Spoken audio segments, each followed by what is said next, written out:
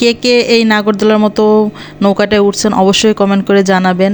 আর কার feelings কেমন অবশ্যই এটাও বলবেন যে কার ফিলিংস কেমন হয়েছে, কার অনুভূতি, এটা আমি অবশ্যই জানতে চাই। কারণ আমার এত ব্যাড ফিলিংস হয়েছে এটা আমি বলে বোঝাতে পারবো না। কারণ আমি কখনো উঠি না, এইটাই ফার্স্ট টাইম উঠছি ঝিনাইদাতে যায়, কিন্তু এটা এত মানে বাজে অভিজ্ঞতা আমার হয়েছে যা বলার বাইরে।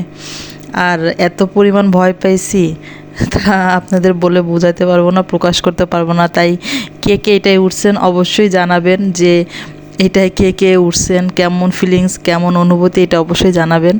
আর আমারটা তো আপনাদের জানাই দিলাম যে খুব বাজে। আর আমি কখনো আর এটাই উঠবো না, ফার্স্ট উঠছি লাস্ট এটাই, আর কখনো উঠবো না। এটাই আপনাদের সাথে শেয়ার করলাম যাতে আপনারাও বলতে পারেন যে কে কে উঠছেন। আর কেউ যদি না ওঠেন তা আর কেউ উঠেন না, এটাই কখনো, এটা আপনাদের কাছে চাই আমি যে আর কেউ এটা কখনো উঠেন না, যে উঠবেন সেই ভুগবেন। ভালো থাকবেন, আল্লাহ হাফেজ।